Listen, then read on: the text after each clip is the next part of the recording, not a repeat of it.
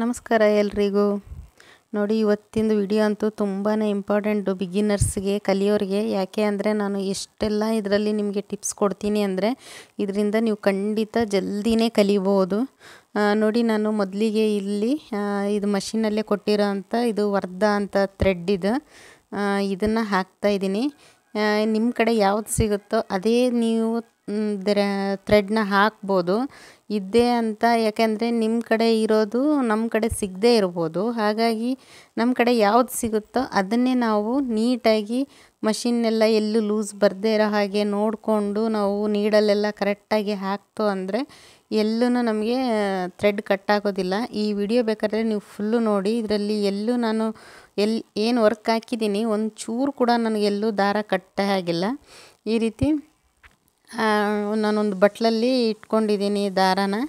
ಆಮೇಲೆ ಅದು ಏನು ರಿಂಗ್ ಹಾಕಿದ್ದಾರೆ ಅದರಿಂದ ಆ ಸ್ಟ್ಯಾಂಡ್ ಒಳಗಡೆ ಬಂದು ನಾನು ಈ ಮಷಿನ್ ಹೋಲ್ಗೆ ಹಾಕ್ತಾಯಿದ್ದೀನಿ. ಇದರಲ್ಲಿ ಏನು ಅಂದರೆ ಇಲ್ಲಿ ನಾವು ಹಾಕ್ತೀವಲ್ಲ ಅದೇ ತುಂಬ ಇಂಪಾರ್ಟೆಂಟ್ ಇರೋದು. ಇಲ್ಲಿ ನಾವು ಕರೆಕ್ಟಾಗಿ ಹಾಕಲಿಲ್ಲ ಅಂದರೆ ಸ್ಟಿಚ್ ಅನ್ನೋದು ಸರಿಯಾಗಿ ಬರೋದಿಲ್ಲ. ಹಾಗಾಗಿ ನಾವು ಥ್ರೆಡ್ ಹೇಗೆ ಹಾಕ್ತೀವಿ ಅನ್ನೋದು ತುಂಬಾ ಇಂಪಾರ್ಟೆಂಟ್ ಆಗುತ್ತೆ. ಯಾವುದೇ ಕ್ವಾಲಿಟಿ ಥ್ರೆಡ್ ಆಗಲಿ ನಮ್ಮ ಕಡೆ ಯಾವ್ದು ಅವೈಲೇಬಲ್ ಇದೆಯೋ ನಾವು ಅದನ್ನೇ ಹಾಕ್ಬೋದು. ಇಲ್ಲದೇ ಇರೋ ಥ್ರೆಡ್ ಹುಡ್ಕೋದಕ್ಕಿಂತ ಇರೋದನ್ನೇ ನಮಗೆ ಸ್ಟಿಚ್ಚಿಂಗ್ ಹೇಗೆ ಬರುತ್ತೆ ಹೇಗಿಲ್ಲ.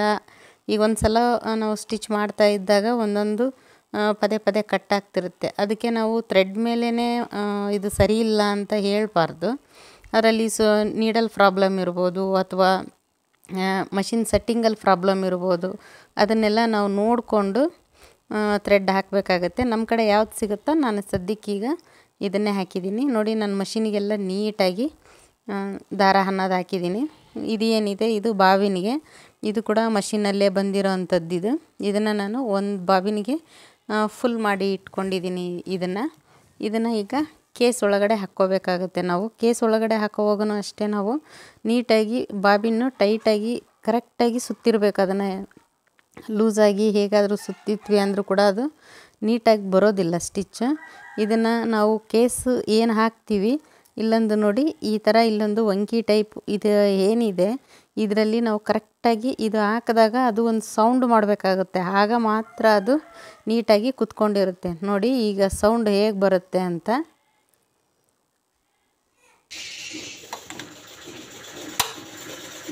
ಈ ರೀತಿಯಾಗಿ ಸೌಂಡ್ ಬಂದಾಗ ಮಾತ್ರ ಅದು ಕರೆಕ್ಟಾಗಿದೆ ಅಂತ ಅನ್ಕೋಬೇಕು ನಾವು. ಇಲ್ಲ ಅಂದರೆ ಅದು ಸರಿ ಇರಲ್ಲ. ಮೇಲ್ಗಡೆದು ಏನಿದೆ ಮಷಿನಲ್ಲಿ ಹಾಕಿರೋ ದಾರಾನ ಮಷಿನಲ್ಲಿರೋ ವೀಲಿಂದ ಒಂದು ರಿಂಗ್ ಈ ಥರ ಸುತ್ತಿದ್ರೆ ನಾವು ಈ ಥರ ಅದು ಹೊರಗಡೆ ಬರುತ್ತೆ. ಬಾಬಿನಿಗೆ ಹಾಕಿರೋ ಅಂಥ ದಾರ ನೋಡಿ ಈ ಥರ ತಿರುಗಿಸಿ ನಾವು ತೆಗಿಬೇಕಾಗತ್ತೆ.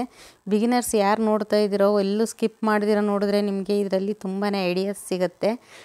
ನೋಡಿ, ನಾನು ಇಲ್ಲಿ ಮೊದಲಿಗೆ 5 ನಂಬರಲ್ಲಿ ನಾನು ಬರೆದಿಟ್ಕೊಂಡಿದ್ದೀನಿ. ನೀವು ಬೇಕಿದ್ದರೆ ನಮಗೆ ನಮಗೆ ಬ್ರೇಕ್ ಕಂಟ್ರೋಲ್ ಬರಲ್ಲ ಅನ್ನೋರಿದ್ದರೆ 1, 2, 3, 4, 5 ಈ ಥರ ಒಂದೊಂದಕ್ಕೂ ಒಂದೊಂದು ನೀವು ಸೆಟ್ ಮಾಡಿ ಇಟ್ಕೋಬೋದು.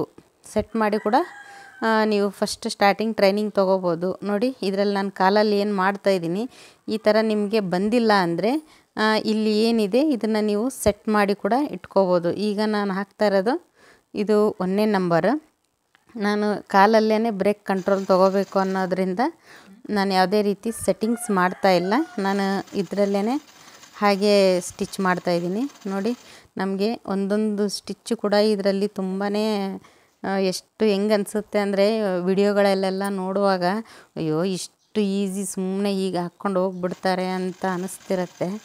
ಆದರೆ ನಮ್ಮ ಕೈಯಲ್ಲಿ ಬಂದಾಗಲೇ ಗೊತ್ತಾಗೋದು ಅದು ಏನೋ ಅಂತ. ನಾನಂತೂ ನಿಜ ಅನ್ಕೊತಾ ಇದ್ದೆ, ಅಯ್ಯೋ ಎಷ್ಟು ಈಸಿಯಾಗಿ ಹಾಕ್ತಾರೆ, ಇನ್ನೂ ಬ್ಲೌಸ್ ಕಟಿಂಗ್ ಸ್ಟಿಚಿಂಗಿಗಿನ್ನ ಇದು ತುಂಬಾ ಈಸಿ ಇದೆ ಅಂತ ಅಂದ್ಕೊಂಡಿದ್ದೆ.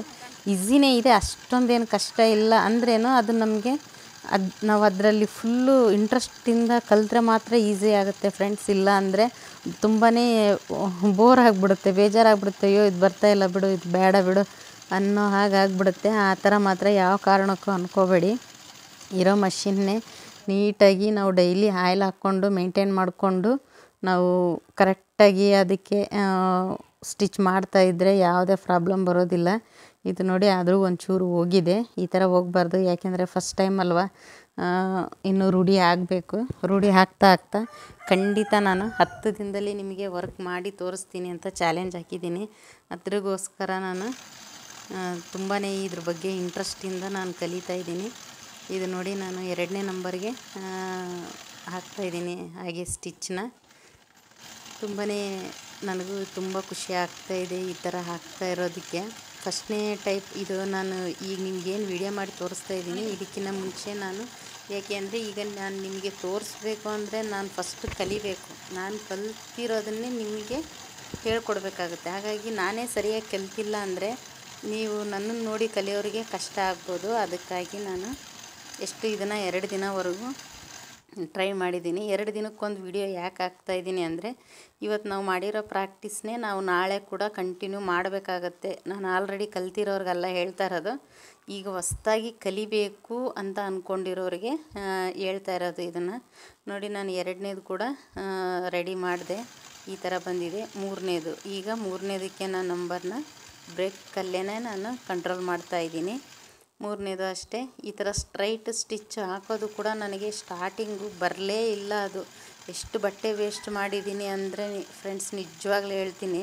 ನಾನು ಎಲ್ಲಪ್ಪ ಯೂಟ್ಯೂಬಲ್ಲಿ ಬೇರೆ ನಾನು ಹಾಕ್ತೀನಿ ಅಂತ ಹೇಳ್ಬಿಟ್ಟಿದ್ದೀನಿ, ನನಗೆ ಬಂದಿಲ್ಲ ಅಂದರೆ ಏನು ಅನ್ಕೊತಾರೆ ಅನ್ನೋ ಇದಕ್ಕೆ ನಾನು ನಿಜ ಎಷ್ಟು ಟ್ರೈ ಮಾಡಿದ್ದೀನಿ ಅಂದರೆ, ಯಾಕೆಂದರೆ ಪ್ರತಿಯೊಂದನ್ನು ಅಷ್ಟೇ ನಾವು ತುಂಬಾ ಲಕ್ಷ ಕೊಟ್ಟು ಕೇಳಬೇಕಾಗುತ್ತೆ.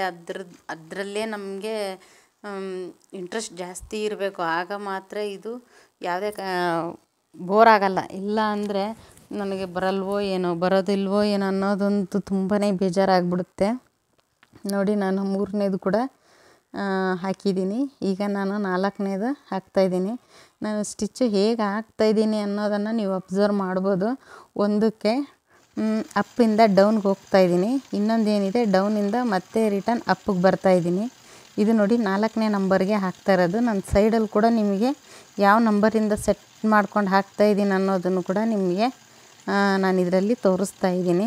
ಈ ರೀತಿಯಾಗಿ ಒಂದೊಂದು ನಂಬರನ್ನು ನೀವು ಈಗ ನಾನು ಇದಕ್ಕಿಂತ ಮುಂಚೆ ಎಷ್ಟು ಹಾಕಿದ್ದೀನಿ ಅಂದರೆ ಅಂದಾಜು ಸುಮಾರು ಒಂದು 2-3 ಅವರು ಫ್ರೆಂಡ್ಸ್ ಬರೀ ಇದನ್ನೇ ಮಾಡಿದ್ದೀನಿ ನಾನು. ಆಮೇಲೆ ಧೈರ್ಯ ಮಾಡಿ ಇದಕ್ಕೆ ಬಂದಿರೋದು ನಾನೀಗ. ನೀವು ಅನ್ಕೋಬೋದು, ಅಯ್ಯೋ ಇದು ಏನು ಕಷ್ಟದ್ದಲ್ಲ ಅಂತ. ಸ್ಟಾರ್ಟಿಂಗಲ್ಲಿ ನಮ್ಮ ಇದರಲ್ಲಿ ಕಲಿತಾ ಇರೋರಿಗೆ ಗೊತ್ತಾಗೋದದು. 20 ವರ್ಷ ಟೈಲರಿಂಗ್ ಟ್ರೈನಿಂಗ್ ಆಗಿದೆ ಅಂದ್ರೂ ನಾನು ಇವಾಗ ಇದರಲ್ಲಿ ಸ್ಟೂಡೆಂಟೇ ಹೇಳ್ಬೇಕಂದ್ರೆ. ಈಗ ನೋಡಿ, ನಾನು 5ನೇ ನಂಬರ್ಗೆ ಬ್ರೇಕಲ್ಲಿ ಮ್ಯಾನೇಜ್ ಮಾಡ್ತಾಯಿದ್ದೀನಿ. ಈಗ ನಾನು ಇದು 5ನೇದು ಕೂಡ ಹಾಕ್ತಾಯಿದ್ದೀನಿ ಸ್ಟಿಚ್ನ. ಇದು ತುಂಬಾ ಅಷ್ಟೊಂದೇನೋ ಕಷ್ಟ ಆಗಲ್ಲ. ಇದರಿಂದ ಇಂಟ್ರೆಸ್ಟ್ ಕೊಟ್ಟು ಕಲಿತ್ರೆ ಖಂಡಿತವಾಗ್ಲೂ ಹಾಕ್ಬೋದು. 10 ದಿನದಲ್ಲಿ ನಾನು ಹಾಕ್ತೀನಿ ಅಂತ ಚಾಲೆಂಜ್ ಮಾಡಿದ್ದೀನಿ ಫ್ರೆಂಡ್ಸ್. ಖಂಡಿತವಾಗ್ಲೂ ಸಿಂಪಲ್ಲಾಗಿ ಆದರೂ ನಾನು ನಿಮಗೆ 10ನೇ ದಿನಕ್ಕೆ ಹಾಕಿ ತೋರಿಸ್ತೀನಿ. ನೀವೇ ಹೇಳ್ತೀರ ಅವಾಗ.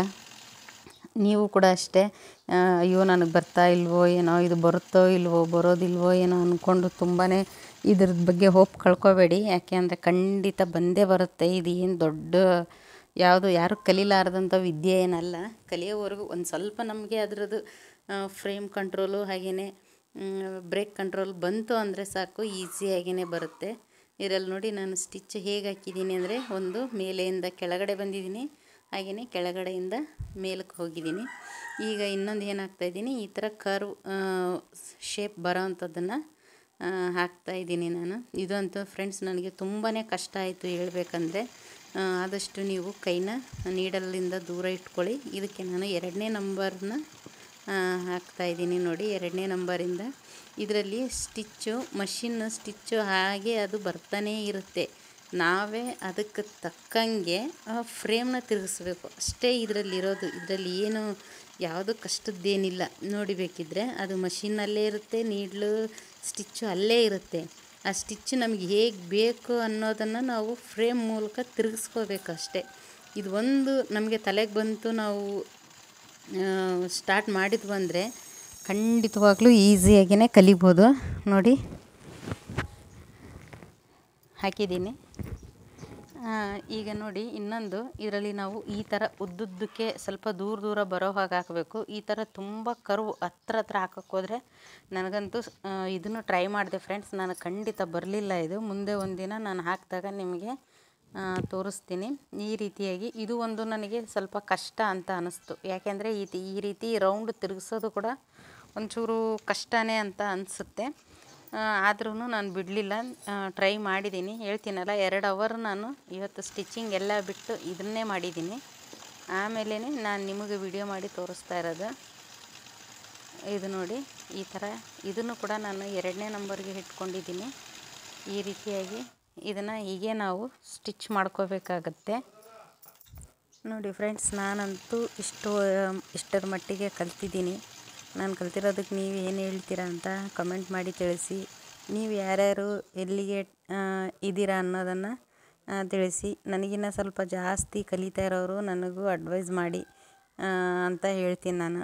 ನನಗೆ ತುಂಬಾ ನನಗೆ ಕಮೆಂಟ್ ಮಾಡಿ ತಿಳಿಸಿದ್ರು ಆ ಎಲ್ಲ ಫ್ರೆಂಡ್ಸ್ಗೂ ನಾನು ತುಂಬಾ ಥ್ಯಾಂಕ್ಸ್ ಹೇಳೋಕ್ಕೆ ಇಷ್ಟಪಡ್ತೀನಿ ಈ ವಿಡಿಯೋ ಮೂಲಕ. ನಾನು ಸ್ಟಾರ್ಟಿಂಗು ಈ ಥರ ಕಲಿಬೇಕು ಅಂದ್ಕೊಂಡಾಗ ಈ ಥರ ಅವರು ತುಂಬ ಚೆನ್ನಾಗಿ ಹೇಳ್ಕೊಡ್ತಾರೆ ನೋಡಿ ಅಂತ ಎಲ್ಲ ನನಗೆ ತುಂಬಾ ಸಪೋರ್ಟ್ ಮಾಡಿದ್ರು. ಅವ್ರಿಗೆಲ್ಲರಿಗೂ ನಿಜ ಹೇಳ್ತೀನಿ ತುಂಬಾ ಥ್ಯಾಂಕ್ಸ್. ಅವ್ರು ಯಾವ ಕೆಲಸದಲ್ಲೇ ಇರಲಿ ಅವ್ರಿಗೆ ಎಲ್ಲ ಕೆಲಸದಲ್ಲೂ ಜಯ ಸಿಗಲಿ ಅಂತ ಈ ವಿಡಿಯೋ ಮೂಲಕ ನಾನು ವಿಶ್ ಮಾಡ್ತೀನಿ. ಇದರಲ್ಲಿ ನೋಡಿ ನಾನೊಂದು ಜಿಗ್ಜಾಗ್ ಇದಕ್ಕೆ ಹಾಕ್ತಾಯಿದ್ದೀನಿ.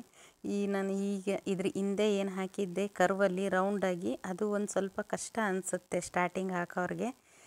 ಇದೇನು ಅಷ್ಟೊಂದು ಏನು ಕಷ್ಟ ಅನಿಸೋದಿಲ್ಲ. ಇದನ್ನು ಈಸಿಯಾಗಿ ಹಾಕ್ಬೋದು. ಯಾಕೆ ಅಂದರೆ ಅಲ್ಲಲ್ಲಿ ರೌಂಡು ಶೇಪಲ್ಲಿ ಇರೋದಿಲ್ಲ. ನೋಡಿ ಈಗ ಬಂದು ಇದನ್ನು ಸ್ಟಾಪ್ ಮಾಡಿ ಮತ್ತೆ ಕಂಟಿನ್ಯೂ ಮಾಡೋದ್ರಿಂದ ಅದು ಈಗ ಅಲ್ಲಿ ಸ್ಟ್ರೈಟಾಗಿ ಬರುತ್ತೆ ಅಷ್ಟೇ. ಅಷ್ಟು ಬಿಟ್ಟರೆ ಇದೇನು ಅಷ್ಟು ಕಷ್ಟ ಅಂತ ಅನಿಸೋದಿಲ್ಲ. ನೋಡಿ ಫ್ರೆಂಡ್ಸ್, ನನ್ನ ಜೊತೆಗೆ ಯಾರು ಕಲಿಬೇಕು ಅಂದ್ಕೊಂಡಿದ್ದೀರಾ ಖಂಡಿತವಾಗ್ಲೂ ಟ್ರೈ ಮಾಡಿ. ಯಾರು ಮಿಷನ್ ತೊಗೋಬೇಕು ಅಂದ್ಕೊಂಡಿದ್ದೀರೋ ತೊಗೊಳ್ಳಿ. ಯಾಕೆಂದರೆ ಇದು ತುಂಬಾ ನಮಗೆ ಹೆಲ್ಪ್ ಆಗುತ್ತೆ. ಯಾಕೆಂದರೆ ಈಗ ಏನಂತಾರೆ ಪ್ಯಾಚ್ ವರ್ಕು, ಡಿಸೈನ್ ಬ್ಲೌಸುಗಳು ಆ ಥರದಕ್ಕಿಂತ ವರ್ಕ್ ಹಾಕ್ಸಿರೋ ಬ್ಲೌಸುಗಳೇ ಜಾಸ್ತಿ ಟ್ರೆಂಡಲ್ಲಿರೋದು. ಹಾಗಾಗಿ ಎಲ್ಲರೂ ಕಲೀರಿ ಅಂತ ಹೇಳ್ತೀನಿ ನಾನು. ಇದೇನು ಕಷ್ಟದ್ದಲ್ಲ. ಒಂದು ವಾರ 15 ದಿವಸ ಅಷ್ಟೇ ಇದರಿಂದ ನಮಗೆ ಸ್ವಲ್ಪ ಟ್ರೈನಿಂಗ್ ತೊಗೋಬೇಕಾಗತ್ತೆ. ಆನಂತರ ಅದೇನು ಕಷ್ಟದ್ದೇನಾಗಲ್ಲ, ತುಂಬಾ ಈಸಿ ಇದೆ. ಇದನ್ನು ಕೂಡ ನಾನು 2ನೇ ನಂಬರ್ಗೆ ಬ್ರೇಕಲ್ಲಿ ಕಂಟ್ರೋಲ್ ಮಾಡ್ತಾಯಿದ್ದೀನಿ. ನನಗೆ ಇದರಲ್ಲಿ ಒಂದೊಂದು ಏನು ಹೇಳಬೇಕು ಅನ್ನೋದು ಗೊತ್ತಿಲ್ಲ ಫ್ರೆಂಡ್ಸ್, ಸಾರಿ. ಏನಾದರೂ ನಾನು ತಪ್ಪಾಗಿ ಹೇಳಿದರೆ ಪ್ಲೀಸ್ ಕ್ಷಮಿಸಿ ಬಿಡಿ. ಯಾಕೆ ಅಂದರೆ ಇದರಲ್ಲಿ ಯಾವ ಸ್ಟಿಚ್ಚಿಗೆ ಏನು ಹೇಳ್ತಾರೆ ಅನ್ನೋದನ್ನು ಕೂಡ ನನಗೆ ಖಂಡಿತ ನಿಜ ಗೊತ್ತಿಲ್ಲ. ನಾನು ಕಲಿತಾ ಇದ್ರ ಬಗ್ಗೆ ನಾನು ನಿಮಗೆ ಎಲ್ಲ ಹೇಳ್ತೀನಿ. ನೋಡಿ 3ನೇ ದಿನದ ಕ್ಲಾಸು ಯಾವ ರೀತಿ ಇದೆ, ನಾನು ಹೇಗೆಲ್ಲ ಸ್ಟಿಚ್ ಹಾಕಿದ್ದೀನಿ ಅಂತ ನೀವೇನೇ ನೋಡಿ. ನಿಮಗೆ ಈ ವಿಡಿಯೋ ಇಷ್ಟ ಆಗುತ್ತೆ ಅಂತ ನಾನು ಆದಷ್ಟು ಅಂದ್ಕೊಂಡಿದ್ದೀನಿ. ಆದಷ್ಟು ಹೊಸಬರಿಗೆ ಈ ವಿಡಿಯೋನ ಶೇರ್ ಮಾಡಿ. ಕಲಿತಾ ಇರೋರಿಗೆ, ಕಲಿಬೇಕು ಅಂದ್ಕೊಂಡಿರೋರು ಸಬ್ಸ್ಕ್ರೈಬ್ ಮಾಡ್ಕೊಳ್ಳಿ. ಯಾಕೆಂದರೆ ನೀವು ಸಬ್ಸ್ಕ್ರೈಬ್ ಮಾಡಿಕೊಂಡ್ರೆ ನಾನು ಹಾಕೋ ವಿಡಿಯೋ ನೋಟಿಫಿಕೇಷನ್ ನಿಮ್ಮ ಮೊಬೈಲಿಗೇ ಬಂದುಬಿಡುತ್ತೆ. ಆಗ ನೀವು ಈಸಿಯಾಗಿ ಎಲ್ಲೂ ಸರ್ಚ್ ಮಾಡೋ ಅವಶ್ಯಕತೆ ಇರಲ್ಲ. ಈಸಿಯಾಗಿ ವಿಡಿಯೋನ ನೀವು ಡೈಲಿ ವಾಚ್ ಮಾಡ್ಬೋದು. ಹಾಗೆಯೇ ಪ್ಲೀಸ್ ಈ ವಿಡಿಯೋ ಇಷ್ಟ ಆಗಿದರೆ ಲೈಕ್ ಮಾಡೋದಂತೂ ಮರಿಬೇಡಿ. ನೋಡಿ ನಾನು ಇಷ್ಟಂತೂ ಇವತ್ತಿಗೆ ಟ್ರೈ ಮಾಡಿದ್ದೀನಿ. ದಾರ ಕರೆಕ್ಟಾಗಿ ಹಾಕಿ, ನೀಡಲ್ ಕೂಡ ಕರೆಕ್ಟಾಗಿ ಹಾಕಿ, ನಾನು ಇಷ್ಟೊತ್ತು ಏನು ಸ್ಟಿಚ್ ಹಾಕಿದ್ದೀನಿ ಅಂದರೂ ಎಲ್ಲೂ ನೀವೇ ನೋಡಿದ್ದೀರ, ಎಲ್ಲೂ ಒಂಚೂರು ದಾರ ಅನ್ನೋದು ಕಟ್ ಆಗಿಲ್ಲ ನನಗೆ. ನೋಡಿ ಇದು ನಾನು ಹಾಕ್ತಾ ಇರೋದು 14 ನಂಬರಿಂದ ಹಾಕ್ತಾಯಿದ್ದೀನಿ. ಇದನ್ನು ಹಾಕಿರೋದಕ್ಕೋ ಅಥವಾ ದಾರದ್ದು ಏನೋ ಗೊತ್ತಿಲ್ಲ. ನಾನು ಮಷಿನ್ ಕೂಡ, ಯಾಕೆಂದರೆ ನನಗೆ ಆಲ್ರೆಡಿ ಮಷಿನಲ್ಲಿ ಲೂಸು ಸ್ಟಿಚಿಂಗ್ ಎಲ್ಲ ರೂಢಿ ಇರೋದ್ರಿಂದ ನಾನು ಕರೆಕ್ಟಾಗಿ ಸೆಟ್ ಮಾಡ್ಕೊಂಡಿದ್ದೀನಿ. ನೋಡಿ ನಾನು ನೀಡಲ್ಲಿ 14 ನಂಬರ್ನ ಹಾಕಿದ್ದೀನಿ. ಆದಷ್ಟು ವಿಡಿಯೋನ ಹೊಸಬರಿಗೆ ಶೇರ್ ಮಾಡಿ ಫ್ರೆಂಡ್ಸ್. ನೆಕ್ಸ್ಟ್ ವಿಡಿಯೋದಲ್ಲಿ ಸಿಗೋಣ. Thank you so much.